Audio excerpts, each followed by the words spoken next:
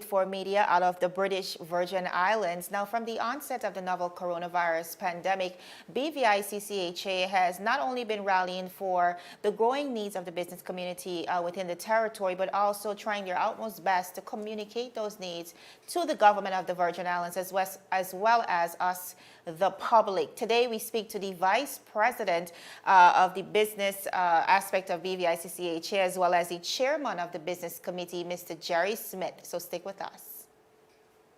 I think you need to clearly see what happened. As far as what? You and I, we decided we were going to take our space. What happened? Yeah, and then I got into an entanglement in August. That's what I said. An entanglement. Yes. Yes. An entanglement. Yes. A little entanglement never hurt nobody. For the month of August, enjoy double the fun when you activate a 2 GB data plan or any hero plan and get double data. But wait, man, we're making things even sweeter. We've got a deal even Jada can't resist. Sign up for Go Fast LTE and get your modem for only $149. The catch is, there's no contract required, but you'll definitely need the willpower to leave. So come get entangled with in August with the home team. 34 years and counting. We ride together. We die together. CCT for life. Viewers, welcome back. Now, as promised, we have the Vice President of Business as well as the Chairman of the Business Committee at BVICCHA, Dr. Jerry Smith. Welcome. Thank you for having me.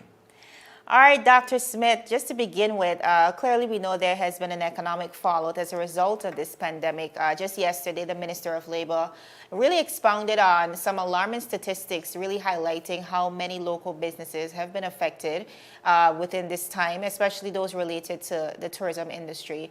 Now, as a body, before we get into what we're doing on the ground, as a body, BVICCHA, what is it that you guys do within the business community?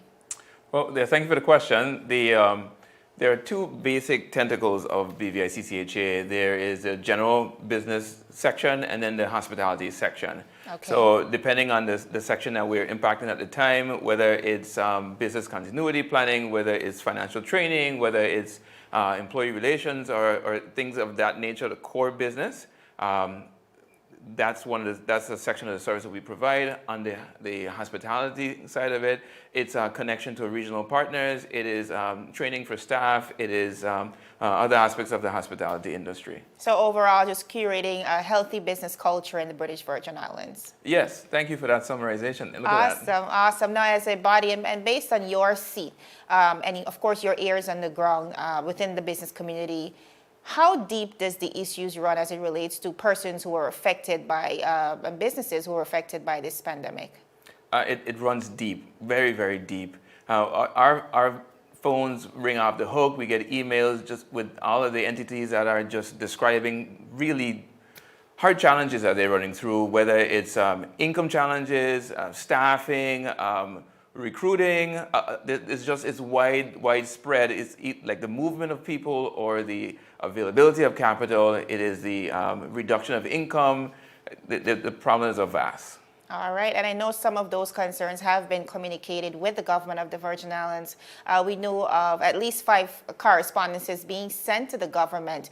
As it relates to those correspondences, which I think were very detailed and well written, where are we on that? Has the government responded, or is this a situation where you're speaking and they're not necessarily responding? Well, I mean, I guess the most diplomatic way I can say this is that no, they haven't. I mean, they've had plenty to deal with, rightfully so. Our goal really is to speak to our members, to speak to our stakeholders, find out what's going on the ground, communicate that with the policymakers so they have the data that they can use to make informed decisions. We would have liked to have more of a robust communication with them, but we're going to continue doing our part to make sure that they have the data to do what's needed for the people of the BVI. Important. I know, like you just mentioned, from the onset there, the government put together an economic task force, a COVID-19 economic task force. And I know as well that BVICCHA was really pushing to have one of your members sit at the table, like you said, be a part of the conversation, but also ensure that the decisions are data-driven. As it is right now, can you say what came out of that? Well, let me first start by saying that we think, as an organization, we think that the government, the administration has been doing a fantastic job. Up to now, in the early onset of this pandemic, it was early, decisive action that was taking. A lot of the activities that were really done to a high level, and it really has done, if you look at what the outcome right now in the community is, successful. we have 0 cases. So they've done an excellent job. I would have to say that the outcome that we would communicate is that we see in the policies that have been made, we see elements of the recommendations that we have made. So we feel good about being able to inform that process. But no, unfortunately, we have not had an official seat at the table. But we're just going to continue doing the people's work. All right, Dr. Smith, I know within one of those correspondences that was sent, you highlighted the need to have government really provide a realistic timeline. I know this was one of the concerns of the business community for us to establish a timeline as it relates to the reopening of our borders. Now we look across the region and we see different opening plans for various countries in the Caribbean. And we also cannot shy away from the fact that we are a tourism-based destination. Now, based on, like you mentioned initially, the government's successful response to the health aspect of the virus so far, is this something that, as a body, you guys are pushing for? Do you still see that as a priority for us to reopen as soon as possible? No, well, we don't push for us to reopen as soon as possible. We push for us to open as soon as it is safe to do. We have to do what's responsible. We have to do what's safe. This is a serious health challenge that exists. We acknowledge the difficulty that this pandemic poses. However, we need to have a plan. Without a plan, then nobody really can make decisions. What our stakeholders and what our members have communicated very clearly to us is that they seek to figure out what the next step is. And I congratulate the members of the administration on the release last week. So we know what this next phase 2 is like. We know that. So we know we can use that short-term information to make those immediate plans. What we are advocating for, what our members and our stakeholders have communicated to us, is they would like to know what the next step is, what the criteria will be for that next step. So then they can use that data, that information, so they too can plan. All of these entities, they have many moving parts, and the more information that you have, the better you can handle those moving parts. Absolutely. Like you said, we have to be able to ensure that we're ready for that risk. And I wonder if we are, as it relates to a business community, because as we look across the region as well, and in speaking with BVICCHA as well, we were able to learn that CARFA is working along with some of the Caribbean countries to ensure that they are certified, to ensure that they are in a state of readiness as it relates to responding to a possible outbreak, simply because they understand that, we cannot keep the borders closed indefinitely. It will continue to traumatize the industry.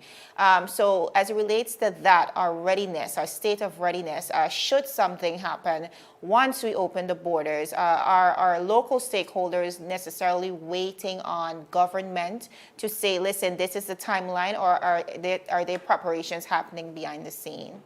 Well, the preparations that's happening behind the scenes are within the facilities, and they're within the social distancing rules, within the sanitization guidelines, all of those policies and procedures that exist for our safe preventing the transmission of COVID-19. Those things are in place, and our members have spoken highly of them, and they are in high compliance thereof. The challenge is really having that plan, looking to see how we can work within a COVID environment. We don't know how practical it is to expect that we will stay COVID-free. What we need to know is what are the things that we need to do so we can stay safe within this environment, and how do we keep transmission to a bare minimum, or zero if possible, but how do we stay safe within that environment and be able to function? And would you agree that that would require territory-wide training, especially as it relates to the businesses? Yes, the businesses, employees, the members of the community. That's the most important facet of it. It's first of facility modifications, and a lot of those things have happened.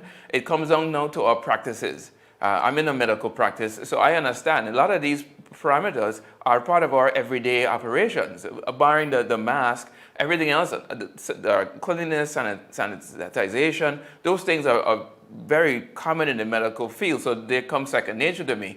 We need to make sure that that type of activity goes across the spectrum. So then if there are cases around, we limit or reduce the transmission if that's the environment that we're in. All right, so I know one of the major concerns, Dr. Smith, is the fact that even when we get to a point of reopening the borders, the majority of our tourists come from high-risk regions, more specifically the United States and even Europe. What are some of the key performance indicators? Like what is the industry saying as it relates to where we want to accept tourists from? Especially when we look across the borders to the U.S. Virgin Islands, we see numbers continuing to climb, and that is one of our main ports into the British Virgin Islands. So what are the sentiments on the ground as it relates to where we can source our tourists from? So that's kind of where the chamber stops. That we don't go so far as to tell government how to do their job. We won't even seek to tell them what locations to take from. What we're asking from them is to get that plan, to get those procedures, get those policies, those recommendations of where those folks will be coming from. Because then we can, as an industry on the hospitality side of it, where we can spend our marketing dollars, where we can put our efforts, where are our tourists going to be coming from when we make that decision. So that's all part of that broader plan, that strategic recovery plan. Those are the things that our members are saying that they need as part of that wider vision as to what we do next. All right. I know currently there's a 14-day mandatory quarantine for persons entering the territory. And just speaking to the CEO of a regional airline recently, he was of the opinion that this is a great deterrent to travel. Do you agree with this, or what are your thoughts on how, if the borders were to reopen under those conditions, how it would affect the industry? Well, I would agree that it would make it very, very difficult. But there are options that exist for self-quarantining, for having bubble properties and having environments where folks are allowed to come in and self-isolate within properties where that can be done safely. Once again, this has to be part of a wider strategy, wider rebooting, if you will, of the economy and how that would work. And those things, we really need to work together as a team to figure out how best we can do that as a destination. All right, viewers, we're going to go to a quick commercial break, but when we come back, we're having more talks on the business community. Stick with us.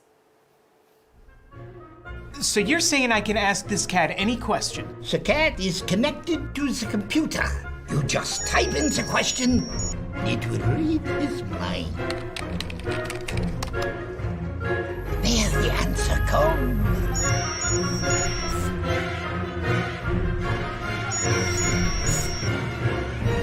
You're the man! I've been looking for this for weeks. Is business slow, cash flow down, hosting an upcoming event? We can help. Advertise with 284 Media and take your business or event to the next level by enhancing your present marketing and messaging strategies. Allow our team of experts to create a personalized ad that sets your business apart from all the rest.